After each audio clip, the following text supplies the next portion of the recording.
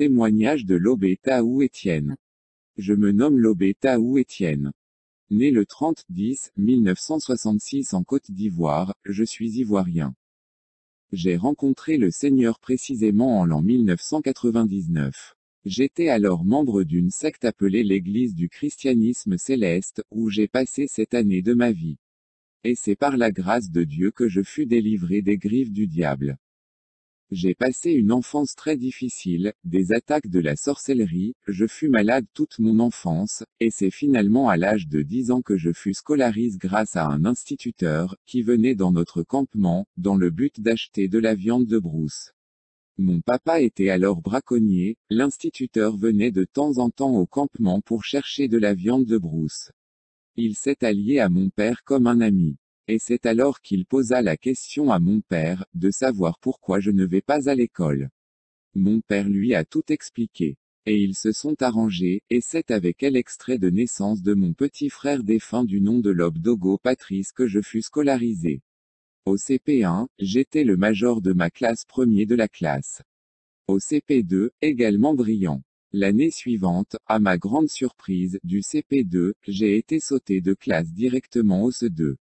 C'est en moment-là que l'ennemi fut courroucé. Au milieu de l'année scolaire, j'ai refusé de continuer l'école, car je voyais flou avec les larmes aux yeux, pendant que je lisais. Je suis issu d'une famille de 7 enfants, 6 garçons dont une fille. 3 de mes frères sont décédés de façon mystérieuse. Mon père étant décédé, je suis devenu le chef de la famille, car personne, à part moi, qui se débrouille, survenir à leurs besoins. Le combat pour moi à présent est encore rude, car, jusqu'à présent, tous mes projets sont toujours tombés à l'eau, mais je suis plus que confiant car, je sais en qui j'ai cru, et il a un temps pour toute chose. À lui la gloire d'éternité en éternité. J'ai beaucoup résisté à Jésus, même pendant ma conversion, je voulais toujours mettre mon intérêt avant Christ, ça m'a coûté très cher. J'ai perdu beaucoup d'argent parce que je ne voulais pas comprendre que Jésus a un temps pour toute chose. Je vous exhorte mes frères et sœurs de mettre d'abord Jésus au devant de tout. Jésus. Ce qui m'a motivé à devenir membre de cette secte, c'était pour l'amélioration de ma condition de vie. En 1988, j'ai décidé de quitter le village pour me rendre à Abidjan dans le but de chercher un emploi de manœuvre. Le marché d'emploi étant difficile en Côte d'Ivoire, je suis resté désœuvré durant des années. J'habitais alors chez mon cousin. Ayant appris qu'à l'église du christianisme céleste, il était possible de trouver son bonheur là-bas, je suis donc parti dans cette secte. Celui qui m'a évangélisé a dit ceci: cette église est descendue des cieux pour délivrer l'Africain victime de la sorcellerie, et des cérémonies sont faites pour avoir du travail. Ces paroles m'ont suffi pour me convaincre. Moi qui cherchais une délivrance et le bonheur d'avoir du travail, je n'ai pas hésité une seconde.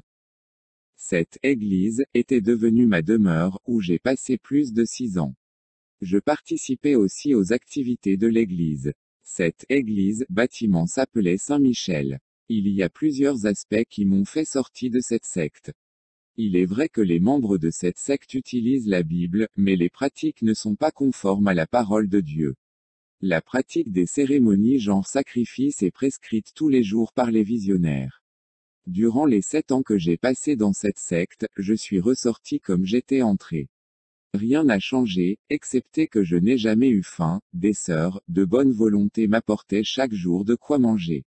C'est ce qui explique les 7 ans que j'ai passés dans cette secte. Je n'ai jamais eu faim. Moi qui mangeais à peine une fois par jour, je croyais avoir rencontré Dieu par la nourriture. Mais je lisais beaucoup ma Bible, et je posais aussi des questions aux devanciers.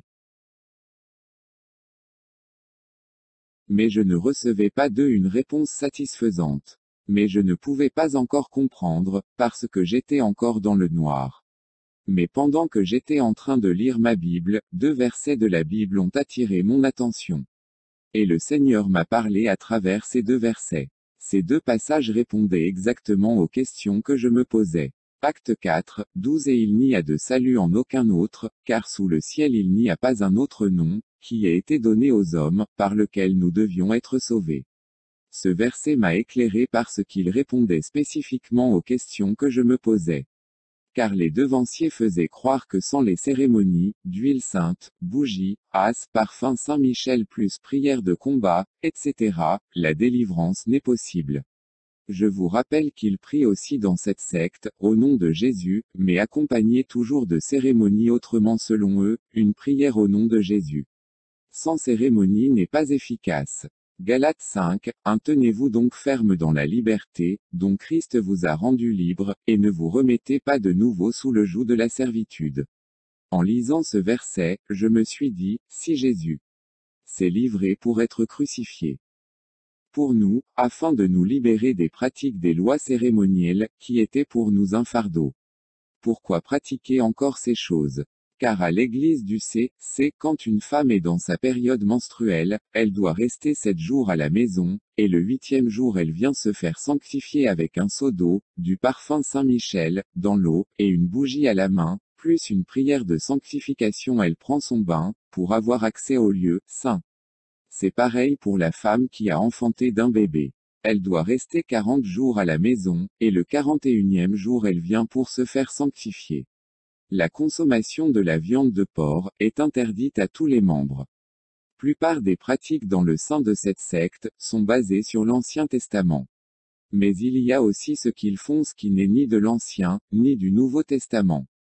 Par exemple, tous les vendredis midi, il y a un culte spécial des visionnaires où chaque membre devra apporter un œuf, une bouteille d'eau, du miel afin de participer à la cérémonie de la prière.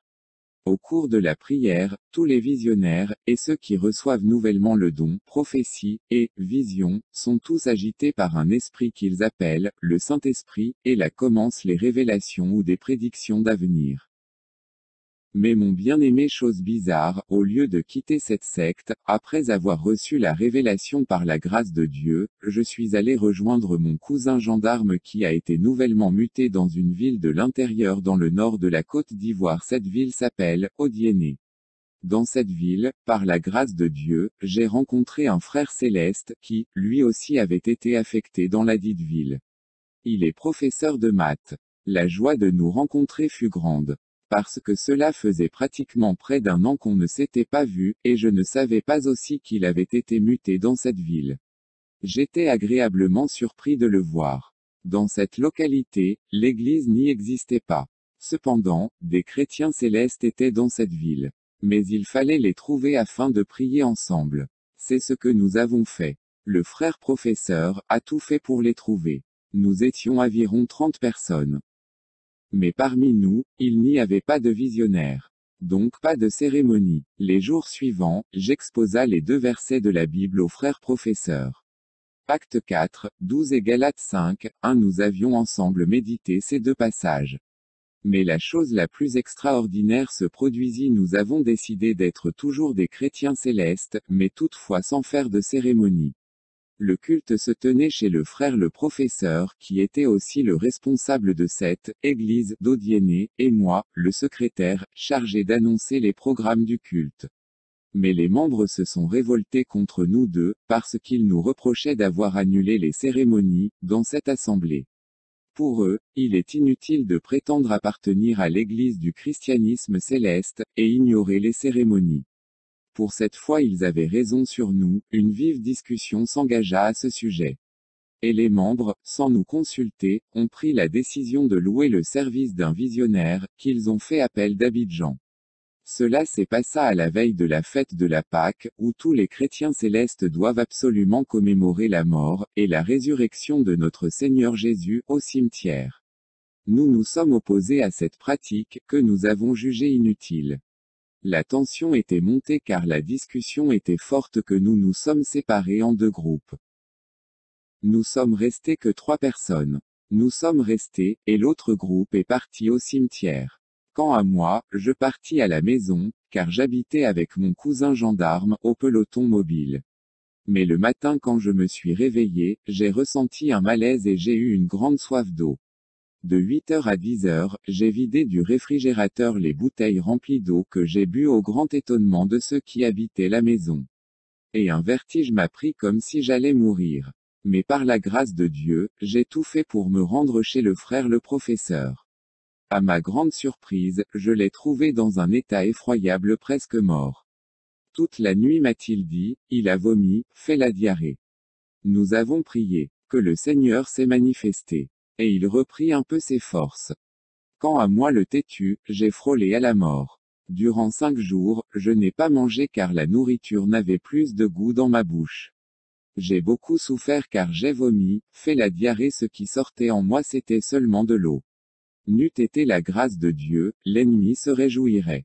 Et vers 20 heures, le visionnaire, accompagné de 2 membres, ils viennent nous visiter. Ils nous trouvent souffrants mais ils ne sont touchés ni étonnés. Mais ils nous disent de nous repentir et revenir de notre décision car disent-ils le céleste sans cérémonie n'est pas céleste. Nous leur avons répondu que désormais, nous ne sommes plus des chrétiens, célestes, et que nous avons maintenant accepté Jésus comme notre Sauveur. Après toutes ces choses, je fus guéri le 8e jour par Jésus-Christ. Si vous êtes victime des sectes, appelées au 677 au 7 6 32. 655 33 37 59.